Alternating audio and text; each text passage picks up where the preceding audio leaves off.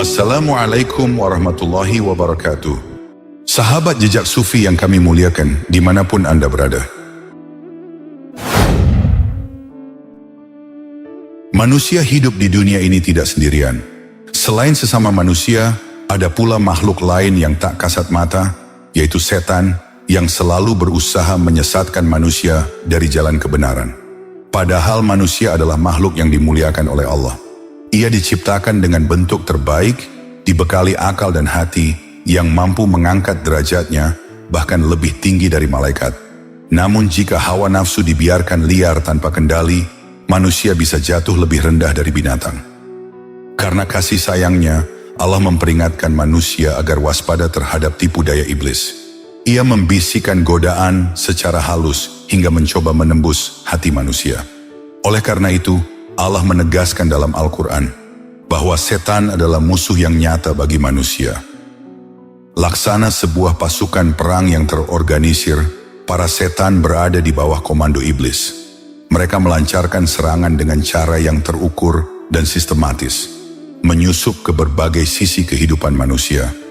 Setiap godaan dirancang dengan licik, perlahan namun pasti, agar manusia tergelincir ke dalam kesesatan. Bahkan dalam tipu dayanya, para setan memiliki tugas masing-masing sesuai dengan keahliannya dalam menjerumuskan manusia ke dalam lembah dosa. Mereka bekerja tanpa henti, membisikkan keraguan, menyalakan amarah, dan memperindah kemaksiatan di mata manusia. Dan berikut ini adalah beberapa nama setan beserta tugasnya dalam menggoda dan menyesatkan manusia. Yang pertama, Al-Shabru. Di antara bala tentara iblis, terdapat setan yang dikenal dengan nama Al-Shabru. Dialah yang bertugas menggoyahkan hati manusia ketika cobaan dan musibah datang menimpa.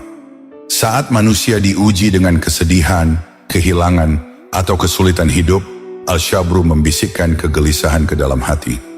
Ia menumbuhkan rasa gelisah, memperbesar rasa putus asa, dan membuat manusia kehilangan kesabaran dalam menghadapi takdir Allah Subhanahu wa Ta'ala. Melalui pengaruhnya, sebagian manusia bisa terjerumus pada sikap berlebihan saat tertimpa musibah, seperti menangis histeris, meratap tanpa kendali, mengamuk, bahkan kembali pada tradisi jahiliyah yang mencerminkan ketidakikhlasan terhadap ketentuan Allah. Padahal bagi seorang mukmin, setiap cobaan adalah ujian keimanan.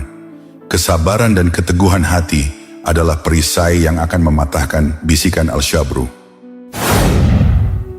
Yang kedua, Al-Awar. Dialah setan yang bertugas menjerumuskan manusia ke dalam berbagai bentuk perbuatan asusila dan kemaksiatan yang berkaitan dengan syahwat. Al-Awar membisikkan godaan yang memperindah hawa nafsu, menyalakan gairah yang tak terkendali, hingga manusia tergoda untuk melanggar batas-batas yang telah Allah tetapkan. Ia menipu manusia dengan kenikmatan sesaat, mendorong mereka menuju pergaulan bebas dan hubungan terlarang yang merusak kehormatan serta kesucian diri. Melalui tipu dayanya, dosa seringkali tampak indah di mata manusia, padahal semua itu hanyalah jerat yang perlahan menyeret manusia semakin jauh dari cahaya iman. Karena itu, menjaga pandangan, memelihara kehormatan, dan memperkuat ketakwaan adalah benteng yang dapat melindungi manusia dari bisikan Al-Awar. Yang ketiga, Al-South. Di antara pasukan iblis, terdapat pula setan yang dikenal dengan nama Al-South. Ia bertugas menebar racun melalui kabar dan perkataan manusia. Al-South membisikkan kedustaan, memutarbalikan fakta, dan memperindah berita yang belum jelas kebenarannya, agar tampak meyakinkan. Melalui pengaruhnya, kabar bohong, fitnah, dan isu-isu yang tidak memiliki dasar kebenaran dapat dengan mudah menyebar di tengah manusia. Akibatnya, hati menjadi keruh, perselisihan muncul, dan persaudaraan dapat hancur hanya karena kata-kata yang tidak terjaga. Disitulah Al-South menjalankan misinya, menjadikan lisan dan berita sebagai alat untuk menyesatkan manusia. Karena itu, seorang mukmin diajarkan untuk berhati-hati dalam menerima dan menyampaikan kabar, memastikan kebenarannya terlebih dahulu agar tidak terjebak dalam tipu daya setan yang satu ini. Yang keempat, Wasnan. Di antara pasukan iblis ada pula yang dikenal dengan nama Wasnan. Tugasnya adalah melemahkan semangat manusia dalam beribadah, enggan menjalankan perintah Allah Subhanahu wa Ta'ala. Ia membisikkan rasa malas dan kantuk yang berat, terutama ketika manusia hendak melakukan kebaikan, seperti saat mendengar nasihat, menghadiri majelis ilmu, atau menunaikan ibadah. Seolah-olah ada selubung yang menutupi kesadaran yang membuat hati menjadi lalai dan pikiran kehilangan fokus. Dengan cara itulah, Wasnan berusaha menjauhkan manusia dari cahaya petunjuk. Ia membuat waktu yang seharusnya dipenuhi dengan zikir dan ilmu menjadi terlewat dalam kelalaian. Karena itu, seorang mukmin hendaknya melawan godaan tersebut dengan memperkuat niat, memohon perlindungan kepada Allah, dan menjaga kesungguhan hati agar tetap hidup dalam ketaatan. Yang kelima, Walhan. Nama Walhan sekilas terdengar mirip dengan Wasnan, namun keduanya memiliki tugas yang berbeda. Jika Wasnan menebarkan rasa malas dalam ibadah, maka Walhan bertugas mengganggu manusia dalam urusan bersuci. Setan ini membisikkan keraguan ketika seseorang berwudu, mandi, atau melakukan berbagai bentuk bersuci. Ia membuat manusia merasa seolah-olah wudunya belum sempurna, airnya belum mengenai anggota tubuh dengan benar, atau bersihnya belum cukup. Bisikan itu menumbuhkan was-was di dalam hati, hingga sebagian orang mengulang-ulang wudu atau mandi tanpa perlu. Melalui cara itulah, Walhan berusaha melelahkan manusia dan mengganggu kekhusyuan ibadah mereka. Karena itu, Islam mengajarkan agar seorang mukmin tidak menuruti bisikan keraguan tersebut, melainkan tetap tenang, yakin, dan memohon perlindungan kepada Allah dari godaan setan. Yang keenam, Abyad. Abyad disebut sebagai salah satu panglima di antara para setan. Tugasnya bukan menggoda manusia biasa saja, melainkan mereka yang memiliki kedudukan tinggi dalam ilmu dan ketakwaan, seperti para ulama, kiai, maupun ustadz. Abyad berusaha menanamkan kesombongan di dalam hati, membisikkan perasaan bahwa diri lebih mulia, lebih suci, dan lebih hebat dari orang lain. Ketika kesombongan itu mulai tumbuh, hati menjadi lengah dan perlahan menjauh dari keikhlasan. Dari situlah pintu-pintu godaan lain terbuka. Jika manusia sudah merasa dirinya paling benar dan paling tinggi, maka setan-setan lainnya akan semakin mudah menyusup dan menjerumuskannya ke dalam berbagai kesalahan.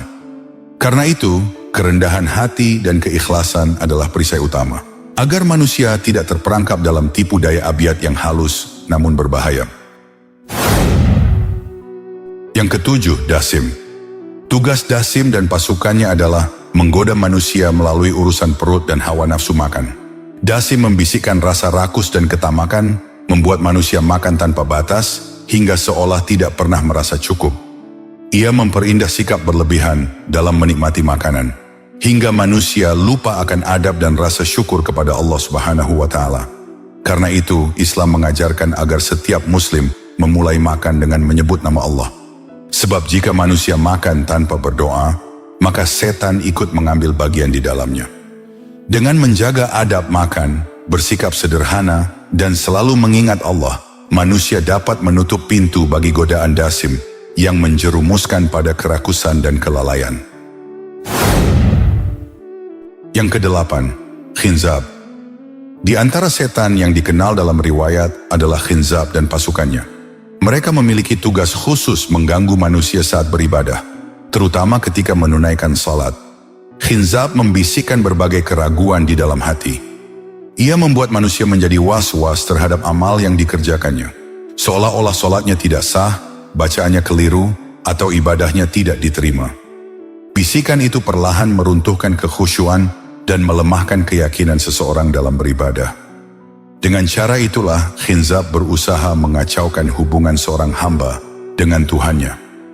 Karena itu, Rasulullah mengajarkan agar seorang muslim memohon perlindungan kepada Allah dari gangguan setan ketika merasakan was-was dalam sholatnya, serta tetap melanjutkan ibadah dengan hati yang tenang dan penuh keyakinan. Yang kesembilan, Sabrum. Di antara pasukan setan terdapat pula yang dikenal dengan nama Sabrum. Tugasnya adalah menjerumuskan manusia ke dalam sikap tidak sabar ketika menghadapi ujian dan musibah. Ia membisikkan keputusasaan dan kemarahan di dalam hati, hingga manusia kehilangan kesabaran saat menerima takdir Allah. Dari bisikannya, lahir berbagai sikap berlebihan dalam kesedihan, seperti meratap, mengamuk, bahkan melakukan perbuatan yang dahulu menjadi tradisi jahiliyah, seperti merobek pakaian ketika ditimpa kematian anggota keluarga. Padahal, seorang mukmin diajarkan untuk menghadapi setiap ujian dengan kesabaran dan keikhlasan. Dengan berserah diri kepada Allah, manusia dapat mematahkan bisikan sabrum yang ingin menjerumuskan hati ke dalam keputusasaan.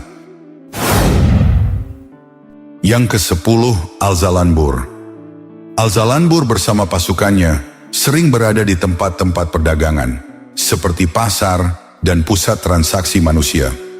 Tugasnya adalah menggoda para pedagang agar tergelincir dalam kecurangan, menipu dalam timbangan, melontarkan janji-janji palsu, serta memperindah kebohongan demi meraih keuntungan duniawi. Melalui bisikannya, kejujuran dapat tergantikan oleh keserakahan, dan amanah berubah menjadi pengkhianatan.